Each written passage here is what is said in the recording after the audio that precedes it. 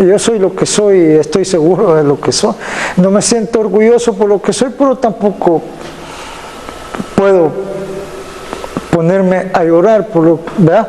No, la vida continúa, ¿me comprendes? Sigue. En las entrañas podridas de El Salvador, donde el miedo se convertía en la moneda de cambio y la muerte en la rutina diaria, aparecía siempre un nombre: Carlos Ernesto Mojica Lechuga, alias el Viejo Lin, como uno de los símbolos más oscuros en la barbarie pandillera. Quiero aclarar algo. Yo soy reo político. Yo te hago una invitación a que platiques con la señora Procuradora de Derechos Humanos de este país, El Salvador, doctora Beatriz de Carrillo.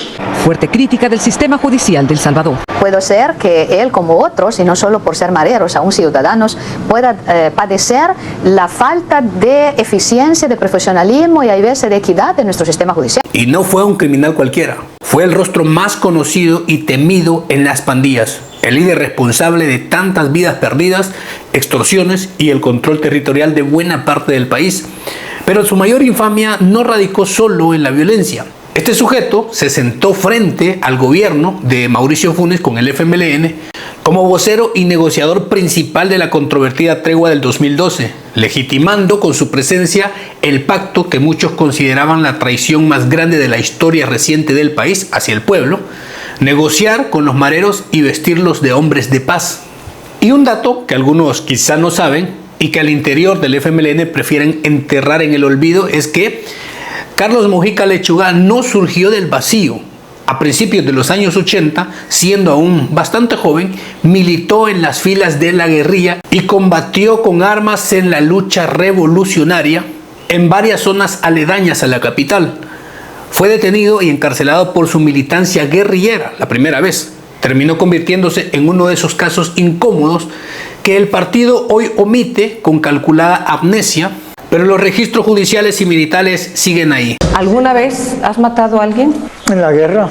¿En la guerra de pandillas? No, en la guerra de nuestro país. Yo fui combatiente del Frente Farabundo Martí.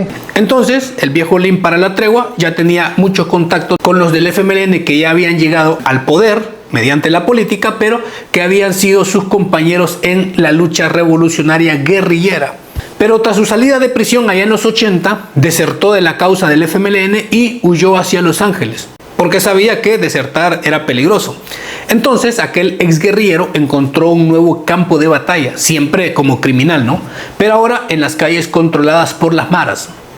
Ahí abandonó el fusil y la bandera del FMLN y comenzó con los tatuajes y el discurso ideológico y los códigos pero de las pandillas.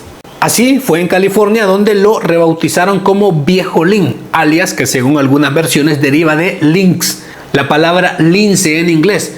Esa es la versión más conocida y en efecto él ha vestido gorros en algunos momentos con esa palabra bordada en el frente. Pero ya por pandillero, deportado desde los Estados Unidos a finales de los 90, el Viejo Lin regresó al país muy golpeado por el conflicto civil, hundido en la pobreza. Este ya regresaba con un currículum criminal perfeccionado en las calles de Los Ángeles. Y como era de esperarse, en vez de buscar reintegrarse a la sociedad, se dedicó a importar el modelo de la Pandilla 18 y fundó varias clicas de esta mar en el territorio salvadoreño, expandiendo así su influencia con rapidez y brutalidad. Desde sus inicios en el país se le vinculó a múltiples homicidios, incluyendo la acusación de su propia expareja, allá por el año 2003, conocida como La Nena, que fue encontrada irreconocible en el río Acelguate. Desde esos años, Mojica Lechuga fue señalado como responsable de ordenar todo tipo de crímenes, extorsiones masivas y campañas de terror en el territorio salvadoreño.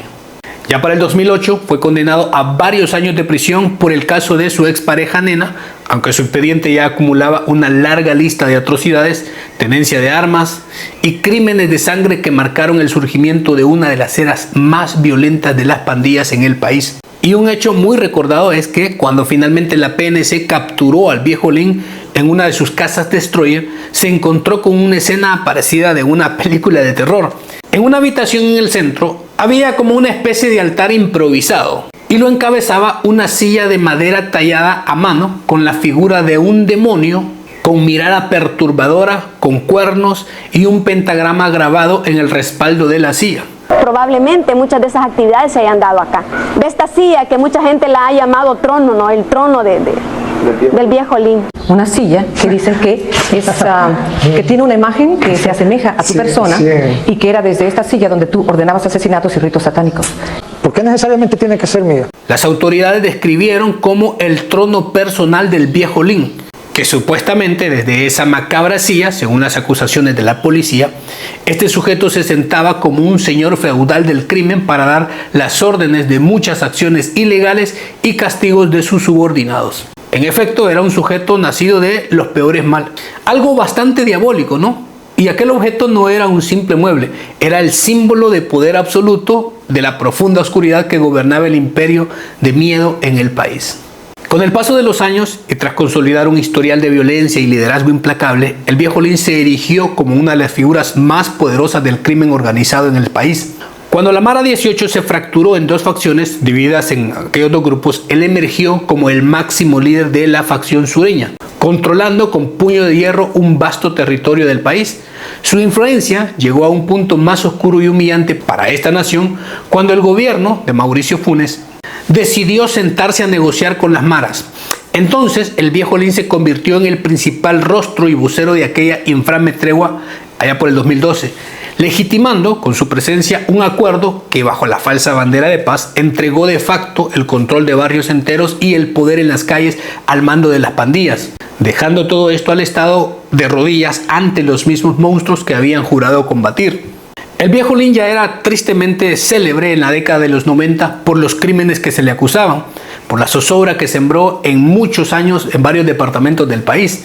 Sin embargo, fue durante aquella tregua cuando su figura alcanzó niveles grotescos de notoriedad. De repente, aquel peligroso pandillero se convirtió en un personaje mediático. Cámaras de televisión nacionales e internacionales lo buscaban, periodistas le pedían entrevistas como si se tratara de un líder político importante o un interlocutor legítimo de la paz, y su rostro aparecía en las portadas de periódicos y reportajes especiales alrededor del mundo.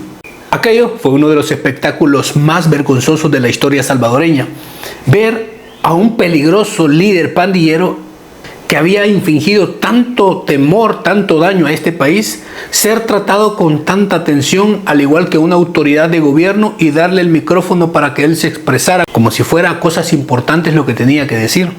Y gracias a la tregua de ese año, el viejo Lin no solo ganó impunidad, sino también una serie de privilegios impensables para un criminal de ese calibre. Su influencia creció tanto que fue invitado especial a un culto en el tabernáculo bíblico donde compartió el púlpito, el escenario con el pastor Toby Jr. Esto en el marco de la tregua, ante cientos de fieles atónitos en aquella presentación, la imagen de uno de los más peligrosos mareros sentado en el templo recibiendo el trato de una figura importante o de un predicador muy espiritual. Esto quedó grabado como uno de los momentos más surrealistas y humillantes de aquella época. Este evento no fue un simple detalle, marcó un precedente nefasto, demostrando cómo el viejo Lin y las pandillas habían logrado secuestrar la agenda mediática y la seguridad del país, dejando claro que bajo aquella falsa paz, El Salvador no tenía ningún futuro real de tranquilidad, sino una rendición disfrazada de diálogo. De aquella silla, con un demonio tallado, la silla diabólica, el trono del mal, ahora se sentaba en un sillón cómodo en el púlpito con el pastor Toby, predicando una falsa paz que fue una rotunda mentira. Pero todo aquel circo macabro llegó a un abrupto final con la llegada del gobierno de Bukele, todos lo saben. Por fin las autoridades cortaron todo. Se acabaron las conferencias de prensa de los mareros, las entrevistas exclusivas de televisión, los lujos en las cárceles, las quejas de los derechos humanos, aquello que tanto habían promulgado durante la tregua. Así, viejo Lin y sus pares fueron devueltos a las sombras desde donde nunca debieron salir. Los mismos criminales que se creyeron intocables, que caminaron por los pasillos del poder y se presentaban en templos como figuras importantes, descubrieron por primera vez en décadas lo que significaba la disciplina implacable de la ley. Lo que para ellos era un impensable retroceso, para el país representó el comienzo del fin de una era de humillación nacional. Con el cambio de gobierno, incluso El Faro, medio que antes los había convertido en protagonistas recurrentes, dejó de entrevistarlos. De pronto, todos estos se preguntaron que dónde estaba el viejo Lin. porque habían quedado mal acostumbrados a ver a estos líderes de pandilla como fuentes, como personalidades, como estrellas. Que hay que hablar de una cosa, las pandillas cumplen un rol social desgraciadamente necesario en El Salvador. Dando declaraciones y posando como figuras públicas importantes. Yo incluso en unos 5 meses antes, en una entrevista con miembros de El Faro, creo, ¿no? Periódico digital. Sí, les pedí a ellos que me hicieran el favor de transmitir a Carlos González el mensaje. El viejo Lin, que alguna vez caminó con arrogancia mediática, desapareció de la vista pública. Años después, cuando se filtraron fotografías suyas en prisión, la imagen era completamente diferente. Más calavérico, demacrado, con la mirada apagada y el peso del encierro marcado en el rostro. El hombre que alguna vez se sintió intocable ahora enfrentaba la dura realidad de la pérdida total de su poder. Ahí, en ese lugar oscuro y anónimo, era exactamente donde siempre debió estar. Desde el 2022, el viejo Lin se convirtió en el testigo impotente de la destrucción total de todo lo que él había construido por décadas. Encerrado, humillado, y vio cómo el Estado salvadoreño cazaba, arrestaba y condenaba a miles de pandilleros sin piedad, demostrando con hechos brutales que ninguno de ellos volvería jamás a las calles. El hombre que alguna vez se levantó y gobernó un imperio del miedo, tuvo que presenciar en carne propia un colapso definitivo. Aquel reino de sangre que tardó décadas en erigir fue derribado con una ferocidad que él jamás imaginó posible. El imperio había caído y el legendario viejo Lin quedó vivo solo para ver sus ruinas y muy afectado de salud. Para mayo del 2026 se filtraron las últimas imágenes del viejo Lin y un panorama muy desolador. Un hombre visiblemente destruido, al borde de la muerte, incapaz siquiera de caminar por sus propios medios, aunque las autoridades lo trasladaron a un hospital por protocolos, su cuerpo ya no resistía más. A pesar de no ser muy anciano, el encierro real, sin privilegios, sin treguas que lo protegieran, le pasó factura muy rápido, de manera acelerada, con crudeza. Diagnosticado con cirrosis hepática avanzada, síndrome hepatorenal y un probable tumor cerebral agresivo. Terminó muriendo de un fallo multiorgánico. El famoso pandillero, el ex guerrillero del FMLN, que alguna vez se creyó intocable y señor de la vida y la muerte ajena, se consumió lentamente entre las rejas, pagando en carne propia el precio de décadas de barbarie. Una pequeña dosis de justicia poética para quien sembró tanto dolor. El viejo Lin seguramente jamás volvería a las calles, condenado a pasar el resto de su vida tras las rejas, pero como tenía que ser, falleció después de al menos 6 años de encierro real sin privilegio en orden y disciplina del Estado.